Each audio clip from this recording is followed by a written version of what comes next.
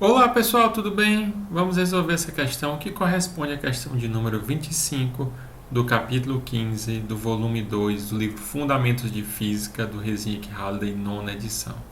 Essa questão corresponde à questão dentro do capítulo sobre oscilações. A questão 25 diz o seguinte: na figura abaixo, um bloco com 14 newtons de peso que pode deslizar sem atrito em um plano inclinado de ângulo θ igual a 40 graus está ligado ao alto do plano inclinado por uma mola de massa desprezível de 0,45 metros de comprimento quando relaxada, cuja constante elástica é 120 newtons por metro. O item A que distância do alto do plano inclinado fica o ponto de equilíbrio do bloco? Item B, se o bloco é puxado ligeiramente para baixo ao longo do plano inclinado e depois liberado, qual é o período das oscilações resultantes? Então, no item A, o conhecimento necessário para resolver o item A é aqueles pelos quais estudamos nas videoaulas conteúdo e exercício sobre leis de Newton e aplicações das leis de Newton. É tudo que nós vamos precisar. Vamos decompor as forças envolvidas.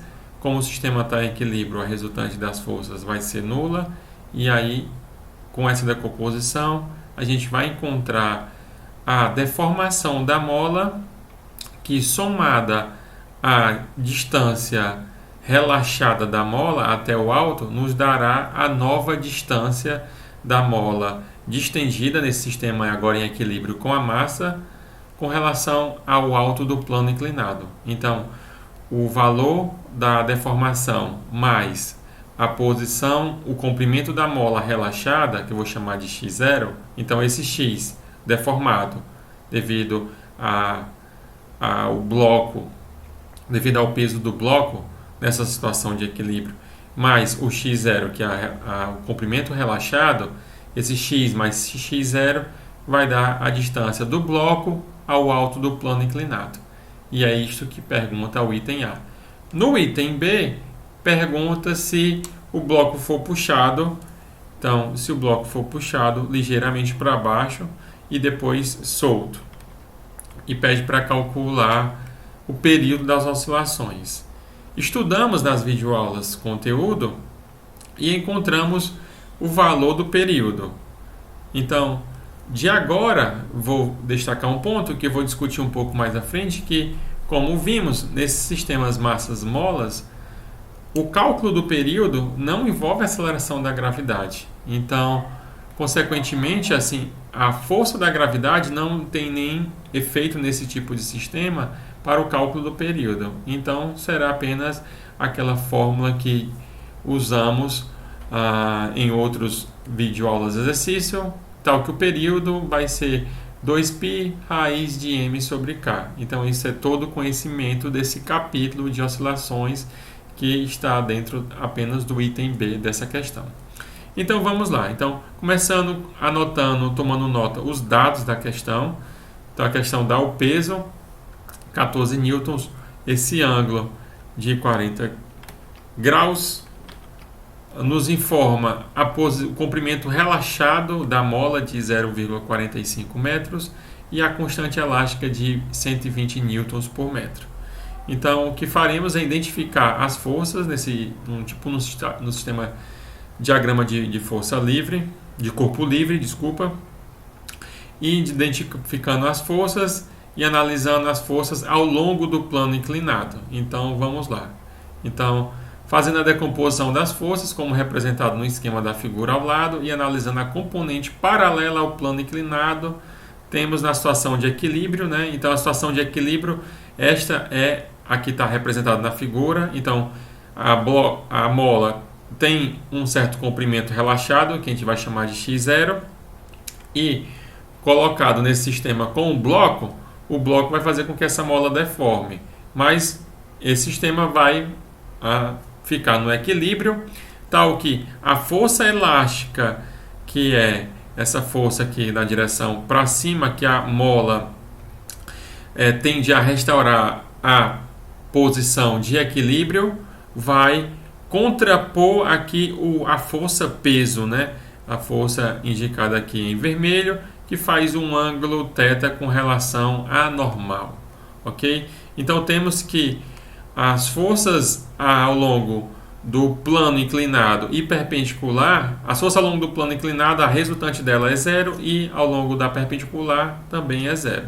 Mas aqui apenas vamos apresentar os cálculos para a força paralela ao plano inclinado. Então, a força resultante paralela ao plano inclinado é zero, assim como a perpendicular. Mas aqui basta usar com relação ao plano inclinado, porque queremos saber essa deformação com relação a esse ponto aqui, tá certo? Então, vamos lá. Então, como na situação de equilíbrio, a componente da força peso, né, como eu mencionei, se contrapõe à força elástica na direção ao longo do plano inclinado, então a gente vai ter que a componente do peso ao longo dessa direção, que vai ser quem? Vai ser P seno de θ, né? Como o θ, por semelhança de triângulo, esse é o θ aqui, então esse aqui será o θ. Então, por semelhança de triângulo, vemos que esse é o θ e, consequentemente, a componente do peso paralela ao plano inclinado é o P seno de θ, que aponta para baixo no sentido oposto à força elástica aí, relacionada com a mola. Então, consequentemente, só apagando aqui, temos que o peso P seno de θ, como eu desenhei há pouco, vai ser igual à força elástica. E a força elástica, o módulo dela é Kx, e o peso é massa vezes a gravidade. Então, temos que mg seno de θ é igual a Kx. Explicitando o x, né, a deformação, que é o que estamos interessados, temos que x vai ser mg seno de θ dividido por k. Passamos só k dividindo em ambos lados da equação. Então, essa equação 2, somada ao comprimento relaxado da mola, vai dar a distância do bloco com relação ao alto do plano inclinado, que é o que a questão nos pede.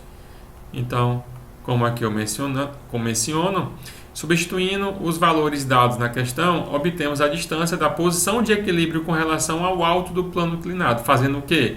A soma de x mais x0, que o x, já substituindo o x0 é o 0,45, e o x é a expressão 2, já substituindo o valor do peso, né, que o peso é a massa vezes a gravidade, por 14 newtons, o θ por 40 e a constante elástica da mola de 120 newtons por metro.